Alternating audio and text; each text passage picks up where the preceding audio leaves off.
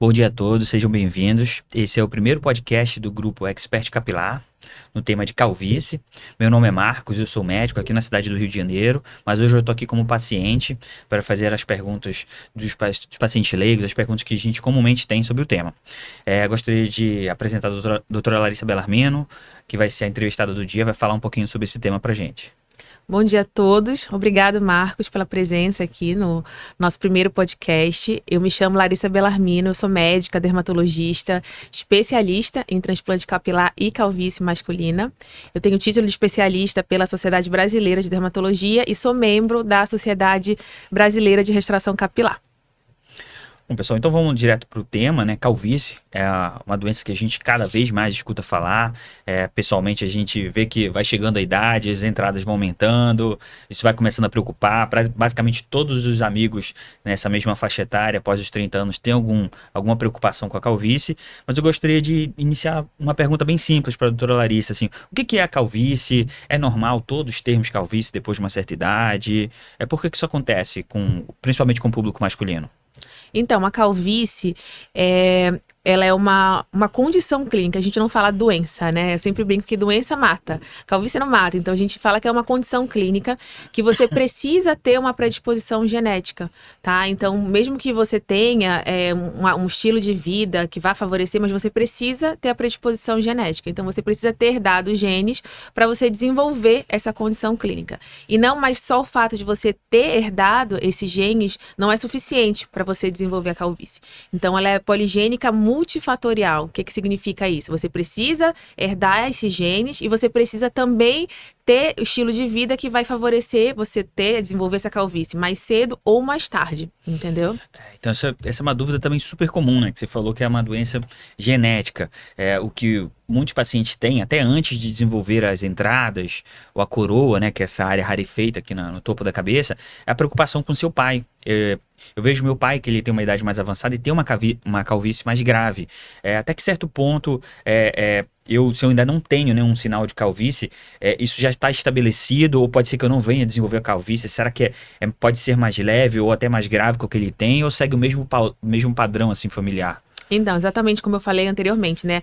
Provavelmente, como teu pai tem a calvície, você deve ter herdado esses genes, mas quem vai ditar se você vai desenvolver a doença com 20, com 30, doença não, desculpa, a condição clínica, com 20, com 30 ou com 40 anos, é seu estilo de vida, tá? Porque ela é multifatorial, então vai depender de muitas coisas. Depender se você fuma, se você faz atividade física, como que é a tua alimentação, se você dorme bem, se você faz uso de álcool com muita frequência. Então, tudo isso é que, na verdade, é o mais importante, que vai ditar se você vai desenvolver um quadro mais avançado, né? Uma calvície grau 7, por exemplo, porque a calvície ela tem vários graus. Então, ela vai do grau 1 ao grau 7. O grau 1 é aquela calvície inicial, que é só aquela entradinha, ela vai evoluindo até o grau 7, que é quando você tem a perda total dos fios nessa região do topo da cabeça. Então, o que vai ditar se você vai ter um grau 1 ou se você vai chegar no grau 7, vai ser o teu estilo de vida. Não só o estilo de vida, mas também se você começou a tratar logo no início, se você demorou muito tempo para começar a tratar, que também é uma outra coisa importante. Essa é uma dúvida muito frequente, assim. A calvície, no começo, ela não incomoda muito o paciente. Ele sabe que tem, Exatamente. já começa a incomodar, principalmente quando o cabelo tá molhado ao sair do banho, vê que tá começando a aparecer algumas entradas, mas às vezes as pessoas ao redor não notam. E isso não incomoda. E como paciente, a gente procura o atendimento geralmente quando algo já está incomodando mais, quando a gente já vê um quadro mais avançado. Mas qual que é o benefício real de eu tratar mais cedo, ou até trocando a pergunta assim, qual que é o prejuízo de eu demorar um pouco mais para iniciar algum tratamento para calvície? Então, como eu sempre explico no consultório, né, quando eu tô com um paciente de primeira vez, exatamente sobre isso. Como que a calvície funciona, né? Como que vai acontecendo essa queda de cabelo, que na verdade não é uma queda, você não vê o cabelo caindo. O cabelo, ele vai afinando, tá? Então, assim, você tem, né, os teus fios normais, grosso ali, por conta da alteração hormonal ali, do DHT, que vai chegar lá embaixo no teu folículo e vai afinar aquele fio, tá? Então, a questão da calvície principal é esse hormônio, o DHT. existe a testosterona, né? A testosterona ela é quebrada nesse hormônio DHT e ele que é o responsável pela calvície. Por quê? Ele vai agir lá embaixo no folículo, afinando esse fio. Então, o que o paciente nota? Isso exatamente como você falou. Ele vai notando o cabelo ficando mais fino. Então, ele começa a ver o couro cabeludo com mais facilidade, principalmente quando molha o cabelo, tá? Então, esses são os primeiros sinais da calvície, quando você começa a notar o couro cabeludo com mais facilidade. E aí, só que acontece? Esse hormônio, né, o DHT, ele fica lá embaixo, agindo no folículo, afinando. Ele afina, afina, afina, até que chega um momento que aquele folículo não produz mais o fio. Então, aí que tá o problema. Quanto mais você adia o tratamento, você corre o risco de, quando você for tratar, aquele folículo não conseguir mais produzir o fio. Por quê? Porque não tem mais como. Ele atrofiou, ele foi afinando tanto que ele atrofiou, tá? Enquanto que, se você começa a tratar, notou os primeiros sinais, notou o cabelo ficando mais ralo, tá lavando o cabelo, notou que tá vendo o couro cabeludo com mais facilidade e tem pouco tempo, né? Se você começa a tratar nesse momento, mesmo esse fio fino, a gente consegue reengrossar esse fio, tá? E como resultado, o que você tem? Você tem aumento da cobertura, aumento da densidade, você vê menos o couro cabeludo, entendeu? Por isso que é importante você tratar logo no início, para você não correr o risco daquele folículo atrofiar, e mesmo que você trate, não tem mais como, porque não existe mais folículo ali, né, viável para poder crescer o pelo, entendeu? Então chega num determinado momento em que a doença deixa de ter reversão daquele folículo. Aquele folículo já não tem mais salvação. Exatamente. Ele não... Se você adia muito, aí nesse momento que entra o transplante, tá? Você trata inicialmente, né? Se você tratou, fez todo o tratamento possível, fez as medicações orais, os tratamentos adjuvantes, que a gente tem vários tratamentos adjuvantes hoje para calvície, a gente tem microagulhamento, o MMP, a gente tem mesoterapia, tem a LED terapia, tem terapia regenerativa, são vários tratamentos que a gente associa hoje junto às medicações orais para tentar recuperar aquele fio. Se depois de tudo isso não conseguiu ter recuperou, mas assim, a densidade ainda está muito baixa, você então consegue ver muito o couro cabeludo, né? Ainda tem uns buracos, aí nesse momento é só o transplante capilar mesmo, que aí não, realmente naquele momento não tem mais fio viável para crescer, entendeu? Eu vi que você falou dos tratamentos, e antes de eu fazer uma pergunta mais específica sobre esses tratamentos que a gente tem como opção, a gente vê na internet muitos tratamentos alternativos, tratamentos de medicamentos caseiros, algumas coisas que são fitoterápicos, alguns hábitos que você pode fazer no banho. O quanto disso que tem realmente relevância, que são tratamentos que o paciente pode fazer, até geralmente faz antes de procurar um médico para tratar a maioria dos pacientes, quando chegam no consultório, eles já tentaram um monte de coisa em casa, né? Óleo de alecrim, óleo de rícino, tentaram várias coisas e nada dá resultado, porque de fato, se você for buscar hoje na literatura, o tratamento consagrado ainda para calvície, o tratamento oral, né, principalmente, é o minoxidil e a finasterida. Fora disso, tudo já foi tentado, foi feito vários estudos, mas nada com comprovação e evidência que de fato melhore. Será que pode até prejudicar algum? Exatamente, pode. Inclusive, assim, se você tem, né, um couro cabeludo mais sensível, que também o fato de você ter a calvície não impede de você ter outras condições clínicas no couro cabeludo. Você pode ter dermatite seborreica, que é caspa, né, que coça a cabeça fica vermelha. Você pode ter um couro cabeludo mais sensível. Então, você pode ter outras doenças de couro cabeludo também, doenças cicatriciais. Então, se você tem, né, alguma outra condição além da calvície e você está usando esses óleos medicinais, né, tem gente que passa até cebola, você pode sim agravar essas outras condições que você tem e aí você vai piorar a calvície. Por quê? Porque você está piorando uma outra condição clínica, entendeu? E o cabelo acaba caindo como resultado dessa inflamação, dessa alergia de contato, que você pode desenvolver alergia de contato a esses produtos também, que é muito comum, né? Não só no couro cabeludo, para quem usa na pele também, de outras formas. Então, melhor não fazer nada e quando estiver incomodando, realmente procurar um especialista. Exatamente. O mais seguro é quando se você tá notando os primeiros sinais, como eu falei, poxa, eu tô notando que a minha entrada tá ficando um pouco mais evidente, tá começando a me incomodar. O melhor cenário é você já procurar um médico, um dermatologista, né, para você já começar a tratar, porque a chance de você reverter esse quadro inicial é muito grande. E assim, com pouca coisa, né, porque, como eu falei, hoje eu sempre falo para os pacientes que o tratamento para calvície é como se fossem estéticos. steps, uma escada, né? Para aqueles graus mais leves, a gente começa com o básico. Às vezes você nem vai precisar tomar a medicação, você vai aplicar. Você aplica a medicação na região, aquilo ali vai ser suficiente. Ah, tá evoluindo, tá um grau um pouco mais elevado que só a medicação tópica não vai, né? Só aplicar a medicação não tá resolvendo. A gente passa para as medicações orais. Já tá com as medicações orais e não tá resolvendo. A gente vai para os tratamentos adjuvantes, que é o microagulhamento, a mesoterapia, a terapia regenerativa, a LED-terapia. Depois de tudo isso não resolveu, aí entra o transplante, tá? Porque é uma outra questão. Tem muito paciente que chega no consultório já querendo transplantar. Chega a falar, tudo bem, vim aqui na consulta, olha, eu tô com essa calvície, nunca tratei e eu vim aqui porque eu queria falar sobre transplante, queria ver como que é o transplante, como que é feita a cirurgia. E na verdade, assim, a pessoa precisa do primeiro step lá embaixo, precisa começar o tratamento clínico antes de pensar em transplante. Transplante é o último step do tratamento, entendeu? Muitos pacientes, assim, que estão num quadro mais inicial, eu me incluo nesse meio, tem essa percepção muito de que esses tratamentos mais iniciais, eles são difíceis, eles são desconfortáveis, eles têm efeitos colaterais. Por exemplo, existe um risco muito grande, um medo muito grande da população em geral com relação à perda da libido, impotência sexual. Então, muitas das vezes o paciente ele fala assim, ó, não vou fazer nada, quando chega a incomodar, ele já quer saber do transplante, ele não quer passar pelos tratamentos anteriores. Eu tenho um probleminha, geralmente, quando eu proponho para o paciente o uso da finasterida ou da dudasterida.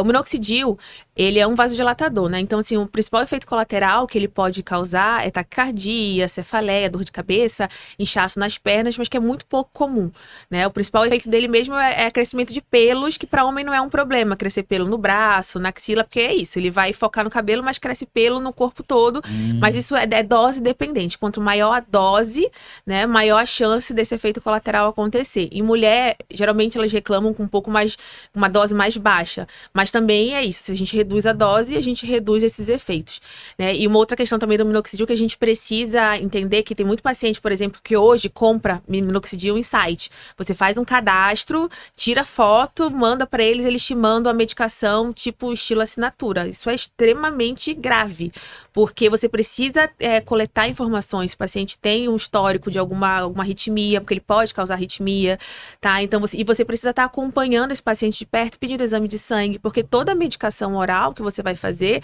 tem metabolização no fígado, no rim, então você precisa de exames para ver se está tudo bem, exames regulares. E como que você faz isso por meio de uma assinatura, né? E uma outra questão do minoxidil, como eu falei, como ele pode dar enxaqueca, dor nas pernas, arritmia, você precisa começar com doses baixas e você vai aumentando gradual. Então, isso é um problema que eu vejo muito no consultório. Os pacientes já chegam tomando doses altas desses sites que eles compram, né? Chega por assinatura e eles já começam com doses muito altas. Isso é muito grave. Porque se você passar mal, às vezes, chegar no hospital, as pessoas não vão nem entender porque que você está tendo aquele quadro. Na verdade, da medicação que você está comprando via assinatura.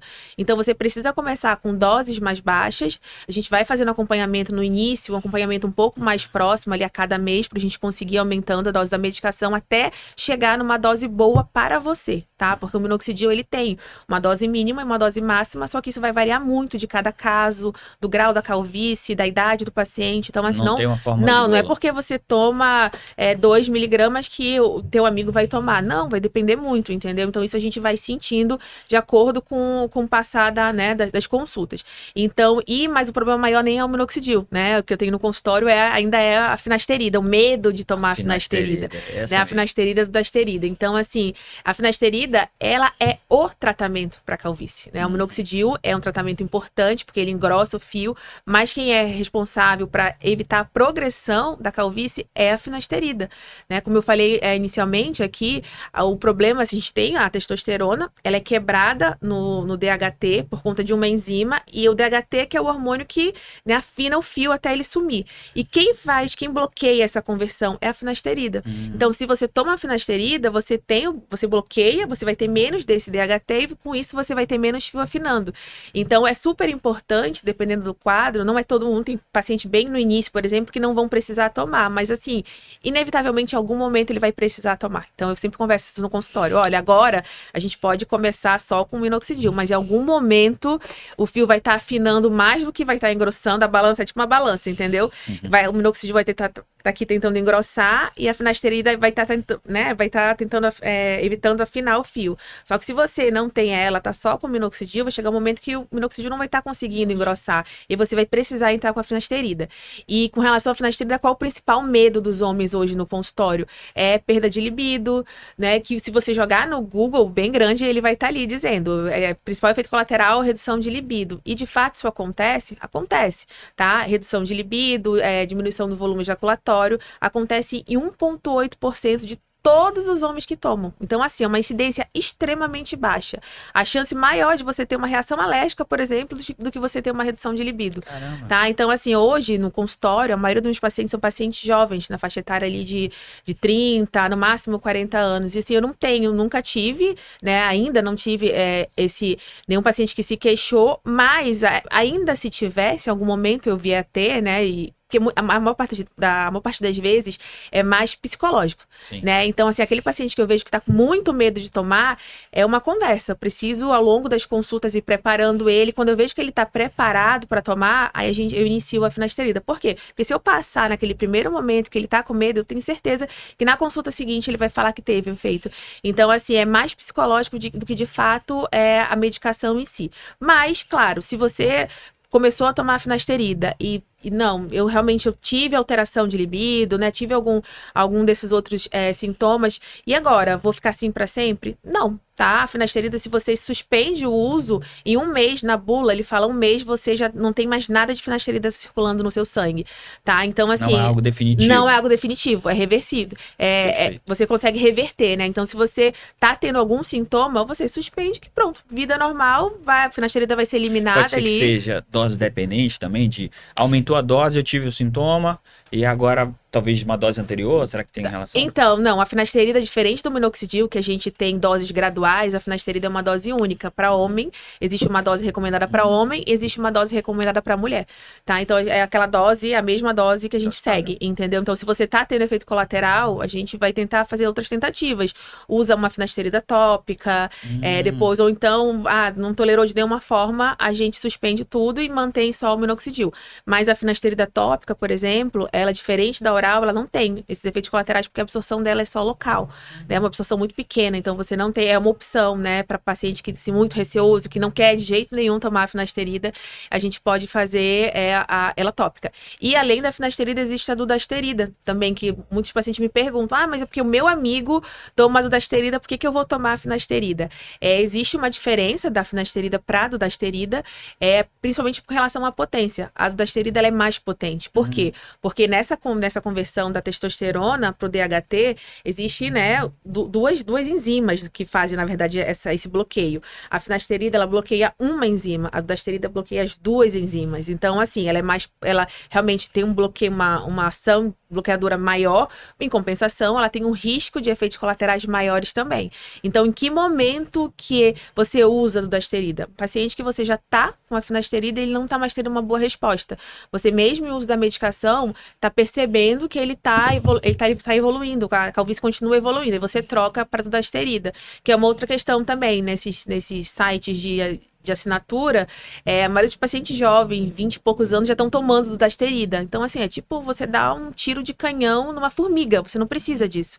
Você pode começar com medicações que vão dar uma excelente resposta, com menos efeito colateral, porque se lá na frente você precisar, você muda a potência da medicação. Você ainda tem outras cartas na manga. Exatamente, para não queimar tudo numa calvície grau 1, por exemplo. Vamos para uma pergunta mais capciosa. Uso de anabolizantes, de hormônios, para ganho de massa muscular, academia, tá ficando cada vez mais, as redes sociais trazem uma questão da estética corporal masculina, e é uma gangorra, né? Porque a estética corporal, ser mais musculoso atrai o público feminino, ao mesmo tempo esse paciente que fica careca também atrapalha bastante.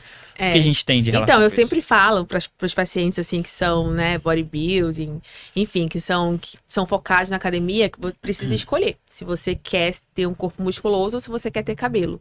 Infelizmente, as duas coisas ainda não existe a possibilidade de você ter as duas coisas. Por quê? Porque quando você toma o hormônio anabolizante, ele vai encharcar o teu corpo de testosterona, e se você tem predisposição genética dessa testosterona virar o DHT e afinar o teu fio, você vai ter muito DHT ali afinando o teu fio. Então, assim, a calvície, se você, por exemplo, você no teu biotipo hoje tem uma calvície grau 1, né? E tá ok, tá controlado. Foi pra academia, em 6 meses evoluiu pra uma calvície grau 4, provavelmente foi pelo uso do anabolizante, porque ele realmente acelera esse processo se você tem predisposição genética. Então, infelizmente, é isso. É você... Vai ter que escolher. Né? Escolher se você quer ser forte ou se você quer ter cabelo na cabeça. E com relação à suplementação, não hormônio anabolizante, mas algum tipo de suplemento, tem algum alimento que faz mal pra calvície? Tem algum alimento que faz bem pra calvície? Então, que faz mal não, mas que faz bem sim. Proteína, principalmente, quando os pacientes me perguntam assim, tá, mas o que eu posso fazer em casa a que própria vai... proteína que o paciente pode tomar para malhar? Exatamente. Pode tá? também ajudar na calvície? Pode. Porque o que acontece? Quando existem hábitos, né, que vão acelerar a calvície, se você tem predisposição genética, como eu falei, que é o cigarro, bebida alcoólica, sedentarismo, dormir mal. Então, que é basicamente o que muita gente hoje em dia vive, né? Nesse modo operante ali de dormir mal, enfim. E isso vai acelerar a calvície. E existem hábitos que vão ajudar, né? Ajudar você empurrar esse quadro mais pra frente se você tem predisposição genética. Justamente é isso, atividade física regular, porque você aumenta o metabolismo do organismo, você aumenta a oxigenação do organismo como um todo e aumenta a vascularização e a oxigenação do couro cabeludo também, tá? E com relação à alimentação, é alimentação rica em vitamina D, em biotina, em vitaminas de modo geral, que são ali, né, que são importantes para o crescimento do fio, mas o principal é o foco na proteína. Porque não adianta você estar fazendo um tratamento para calvície, que você está dando todo o suporte para o fio crescer grosso, se você não tem a principal matéria-prima do fio, que é a proteína. Então, o nosso fio, 90% dele é proteína. Então, se você tá com todo aquele ambiente perfeito para o fio crescer grosso, mas você tem um consumo proteico muito baixo, cadê o cimento? Cadê o material para produzir aquele fio grosso? Não tem. Então, você precisa focar em alimentos que tenham um teor maior de proteína. Então, hoje eu sei que é difícil, né, a gente conseguir bater a meta de proteína diária. Então, uma estratégia é você fazer suplementação de whey, que aí você consegue chegar, né, naquela meta diária de proteína. Então, a proteína em si ajuda muito, mas assim, não existe nenhum alimento que vá piorar, alimento mesmo. Entendi.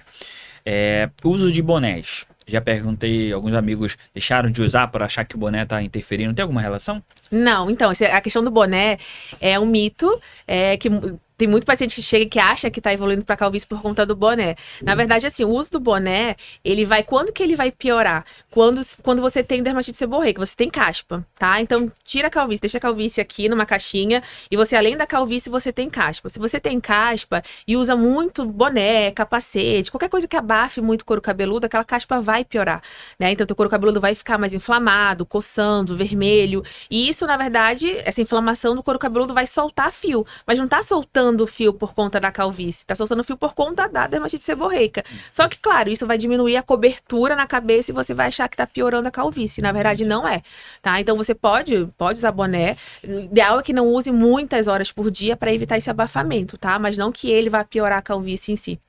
Doutora, se você puder deixar uma última mensagem para o paciente que está assistindo esse podcast sobre calvície, qual que seria a dica que você daria para esse paciente? Então, eu falo sempre para meus pacientes de primeira vez que tempo é cabelo.